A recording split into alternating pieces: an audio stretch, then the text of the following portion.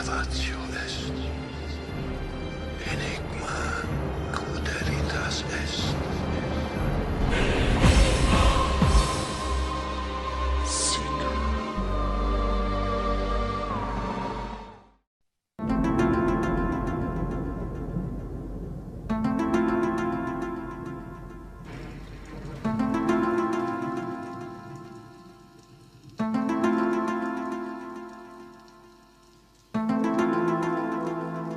So why UAP, Unidentified Aerial Phenomenon?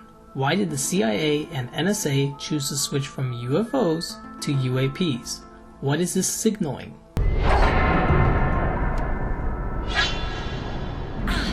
Know what is hidden. Always ask, what is it that you are not seeing?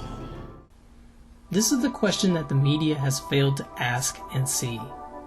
Welcome back to my fellow seekers. I felt compelled to make this video to clarify some misconceptions that certain foxes of the Fire Nation on the tweet who want to believe it's Elitas. I'm sure a lot of you know that the Pentagon, specifically directors and former directors of the NSA, officially confirmed the footage that was intentionally leaked by those within the NSA who had connections with the co-founder of Tom DeLonge's company, that was To the Stars Academy, back in December 16, 2017. This has been planned from the start by the NSA. The footage was intentionally sent to Tom DeLonge's company because of the connections within the NSA.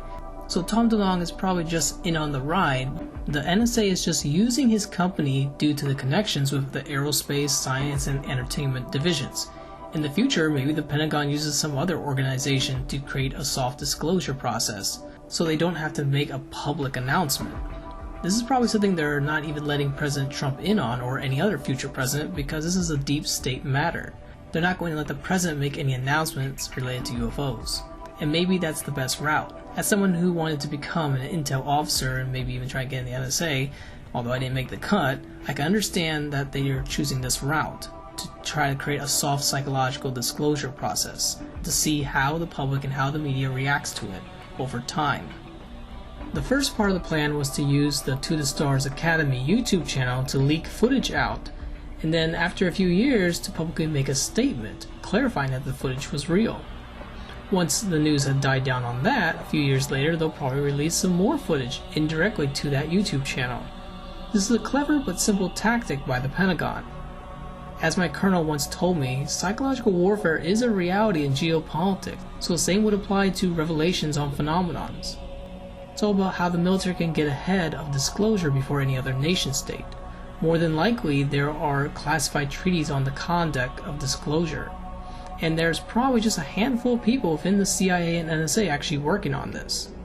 Now, if you think this is all conspiracy, well, guess what? Conspiracies are a reality of geopolitics. Take a geopolitical science class like I have and some history, and you'll see the only new thing in history is the history you don't know. Also because they themselves probably are not fully aware of the nature of this phenomenon, but they may have a pretty strong hypothesis on it, so now they're ready to enter into the second phase of the soft disclosure process. The first phase was in the 20th century with the acronym of UFO, but now, after they maybe studied this phenomenon, they decide to shift it to UAP. YouTubers like Suspect Sky and I are starting to lean towards the metaphysical hypothesis, and this may be what the Pentagon is hinting to us by changing the acronym to UAP, to put less emphasis on the word object.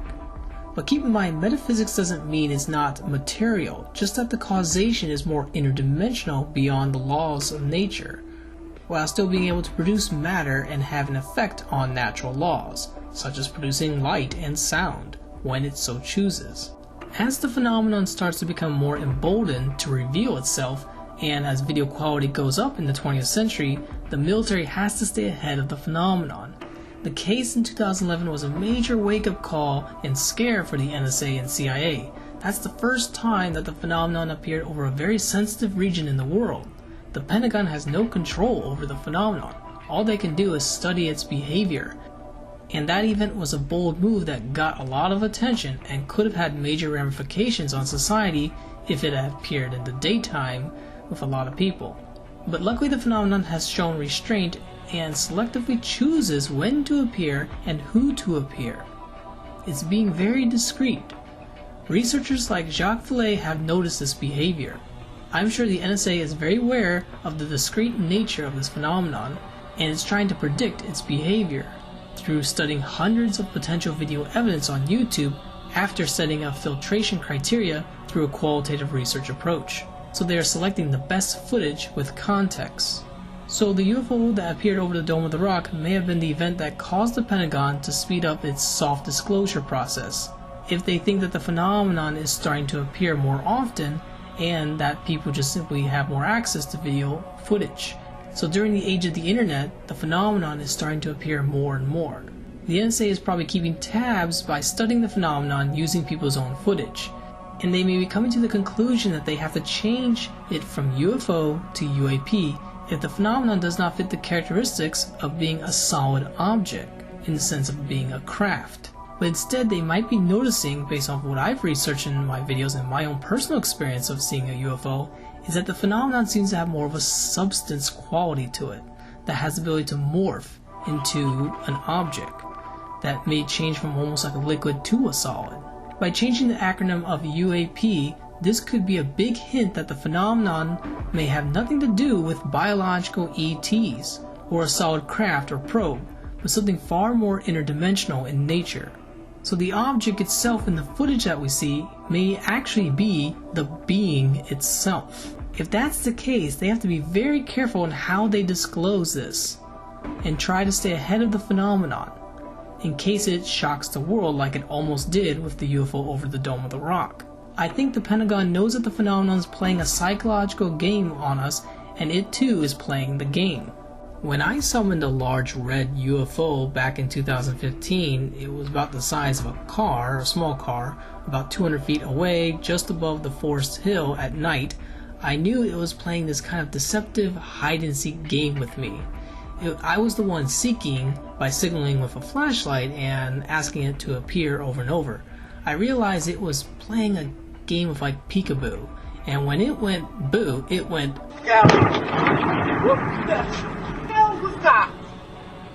Yeah, after my experience, I have become very skeptical of the ET hypothesis because of the fact that I could summon a UFO. Given a couple tries over a weekend, it made me realize that this phenomenon is targeting certain people. So it's playing a game of now you see me, now you don't.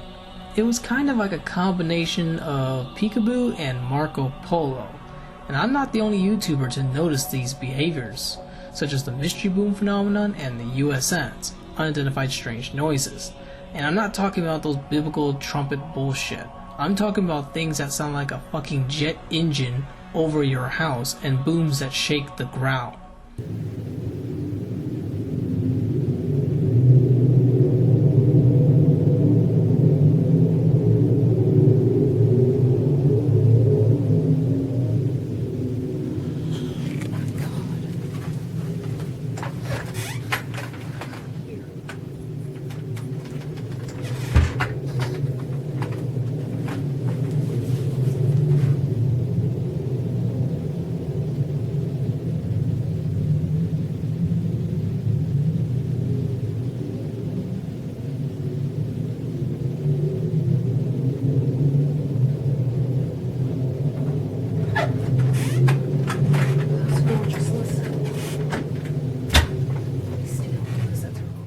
UAPs may be just one part of a larger supernatural phenomenon that started to appear after that UFO appeared over the Dome of the Rock in 2011. This flare-up in activity between the years of 2011 and 2015, added with the UFO incident with the Nimitz carrier, may have caused the intelligence agencies to believe that this was the right time to release information to the public through the use of entertainment media like the History Channel and Tom DeLonge's company as an indirect disclosure. Now, Tom DeLonge may still believe that these things that act like living entities are from ETs, but the Pentagon may think otherwise and are still perpetuating or letting people believe that in the ET hypothesis until they start releasing more evidence. But they are giving us a big clue by changing the loaded acronym of UFO to UAP to emphasize that this is an aerial phenomenon, but not necessarily an object or craft from space, because 99% of the cases are within the lower atmosphere, where the human eye can see it, so they are intentionally appearing to us. So the Pentagon needs to find a way to release this intel to the public without shocking the world. So they found Tom DeLonge and others. And I happened to put some pieces together that most people don't put together. So before I came out with that book, and before I came out with the plan to take that, make major motion pictures and all that kind of stuff, I knew I needed to ask permission. So I flew around to places. I can't say who they were, and they listened to my pitch, and then I got a email out of nowhere that says meet us next to the Pentagon at this day and time, and I did that. And from that, you got an email from just a random person? No, I just can't tell you who it's from. Okay. And so then I go out. Meet you next to the Pentagon? So you just flew to the Pentagon? I flew out to Pentagon City. Yeah.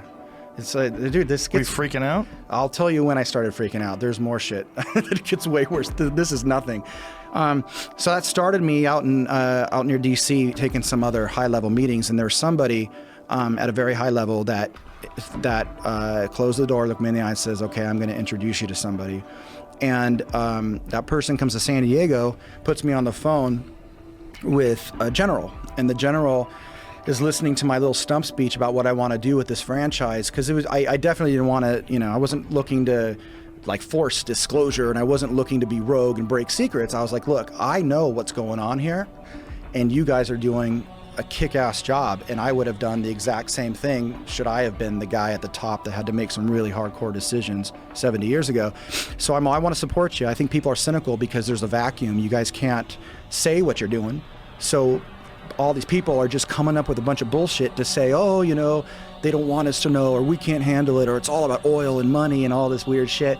But you would put these pieces together independently. I did. And so based on books that you read? Yeah, people think that like places like the CIA and the DIA, all these intelligence organizations have, a monopoly on information. They don't. They get their information from the real world too. They do have access to archives of information. They do have access to some amazing, satellite data and stuff like that. But if you're smart and you take your time, you know where to look, and you find patterns, you can pretty much put together all the same shit they can, kind of, and that's what I did. And so when I pitched what I wanted to do, he said, come up and meet me tomorrow. And so I flew up to NASA, actually, NASA Ames, and had a 2-hour meeting there. And after 2 hours, that person says, he looks me in the eyes, I'm going to introduce you to someone else. And he did. And so I got on the phone with this person, and this person, go, I'm a skeptic. And then at the end of the conversation, he goes, fly out and see me. And so I did. And that's when things really started happening. So I fly out to this airport, and I sit at a table in a restaurant at the airport. No one's in there. And this gentleman sits down, and the waiter comes up, he waves off the waiter, and he looks me in the eye and says, it was the Cold War, and we found a life form. And that's when I started shitting my pants, because I know a lot about this stuff, but you always wait to talk to somebody that is one of the inside people. You always want to have... So he sits down at a restaurant with you at the airport and tells you that they found a life form. Yes. And during the Cold War? During the Cold War, and everything that they did and every decision they made at the time was because of the consciousness of the Cold War. And why has this guy decided to meet with you at an airport? Because the only way you meet with these people, the only way you ever would have anyone talk to you is if you can provide a service that they need. Mm-hmm. And my service was pretty interesting to them, because I said, look, you guys, you struggle with saying disclosure. You want to tell everybody everything, which I don't think everyone should know everything. And then you say, they can't handle it, so don't tell them anything, and I'm like, there's a middle road there. And here's the way I would do the middle road. And it resonated with them, and so we had a pretty epic conversation for like 2 hours. Why you? Like, why? What is it about what your message was? Because what your idea was that made them want to tell you some top secret shit that they've tried to keep away from the American people. Well, I mean, you take a guy who's like a big celebrity who's in a huge rock band like you, and you just say, hey, meet me in an airport. I'm going to tell you about a life form that we found during the Cold War, because you're famous or because you know things? No, because I have a service. So it's not. It sounds easy when you play it like that, but service. A service. Like, what can you do for them that they need help with? And what could you do? Communication. They don't have a way to make a movie, a book. They don't know how. Don't have a way to make documentaries. They don't have a way to go on a big show like this and communicate with young people. They don't do that, and nor should they. They look at. You got to look at what they're doing. So they look to you for a spokesperson role? I wouldn't say spokesperson role. Communication role? A communication role. It makes more sense. So they would give some information to you and you would get it out to people. And now why wouldn't they do it themselves? Because they wouldn't have the same platform? They don't have access to the same platform that you would have? And the other reason is people have tried to do movies and stuff like this, but none of them know. I was fortunate enough to know the core story, and most people don't. So explain that then, if you don't mind going back. Like Sure. when you said that you were able to put things together that other people weren't. What are those things? Essentially, it's the book Secret Machines, where you have a lot of private finance, you have some world bankers, and you have a lot of people internationally working together to figure out a plan of how to push back against something that's been coming here for a very long time, but using off-the-books finances and using mechanisms that we're not totally aware exist. These men have been chosen to aid the Pentagon in its soft disclosure campaign, so we will be getting more footage in the next couple years sent to the Stars Academy YouTube channel. But it's pretty clear when you watch the documentary on the Nimitz incident that they are emphasizing that this is not coming from any military government. This is not some secret project. They're trying to emphasize that this is something that's contradicting laws of nature. And that's why they are emphasizing that this is an aerial phenomenon and possibly a threat, but they don't really know for sure. It seems to have more of a psychological threat on people. And I have no doubt that the NSA and CIA are investigating certain cases, such as the case with Damien John Nott of Australia. Well, to date, over the last few years, I've probably had around about 300, 350 sightings all up my whole life. The type of craft that I see is such a variety. It's incredible.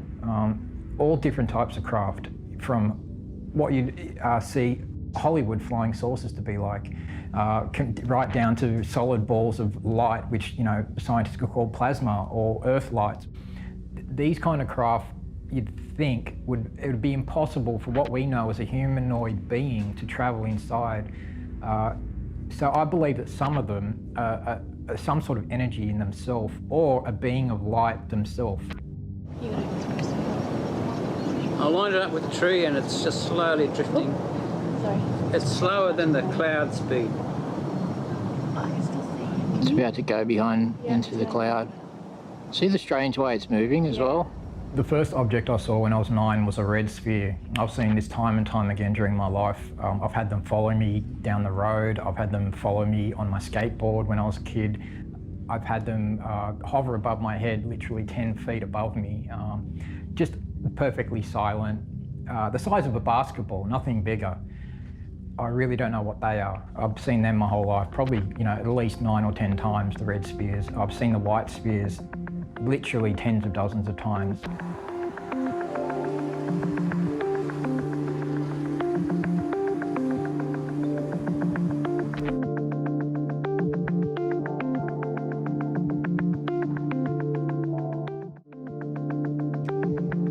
On a couple of occasions in Donny-Doo, I've concentrated and thought about them when they've been moving across the sky, and then all of a sudden they'll start zigzagging or stop, or they'll come down lower, or almost like they're hearing my thoughts. It's almost like an extrasensory perception or a psychic ability that they have to read minds, and that plays into they're not just some sort of benign earth light or something that's plasma in the air which dissipates, and something from earthquakes or whatever. This is something very strange.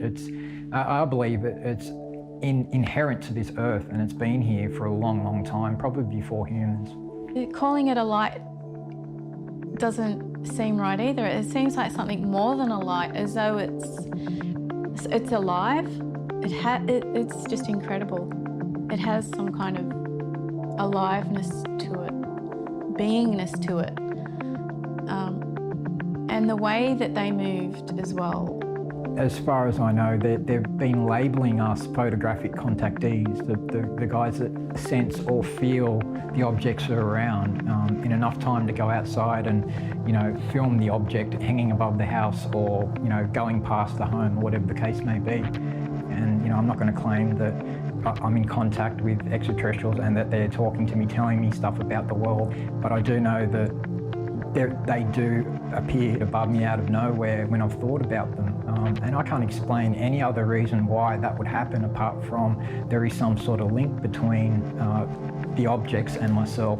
That sensitivity I've also had reported from other people who get a feeling to go outside, get drawn outside, and then they're able to film these UFOs. So there is obviously a desire from the UFO pilots, or whoever they might be, the intelligence, to want to be seen.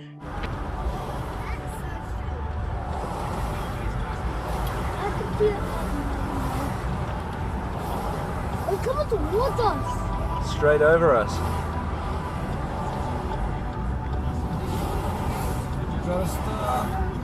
Oh, it's moving now. It's right above our car. I can see it from my window.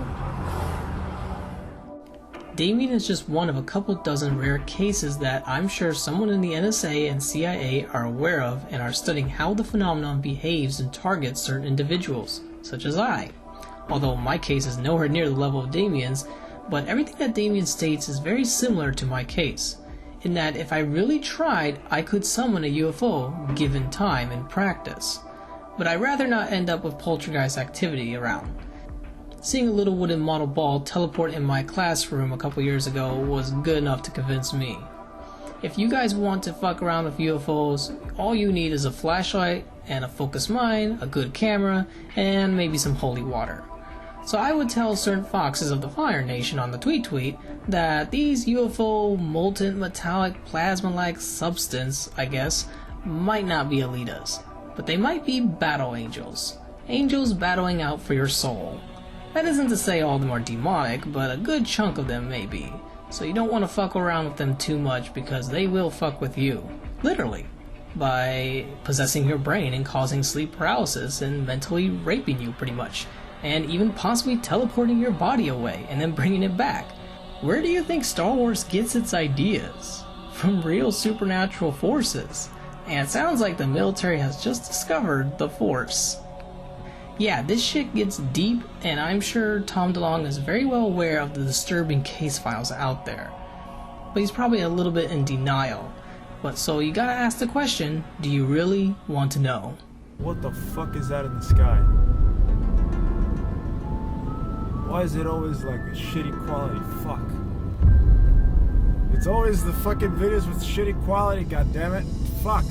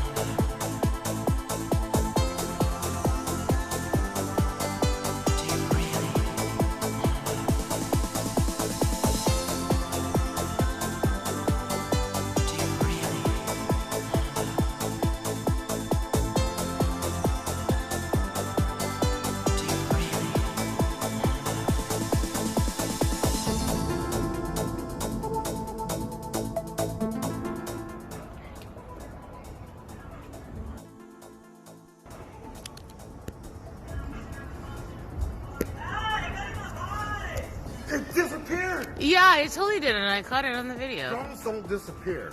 Yeah, I know. Drones don't disappear. Okay, you're right. The lights will still be on.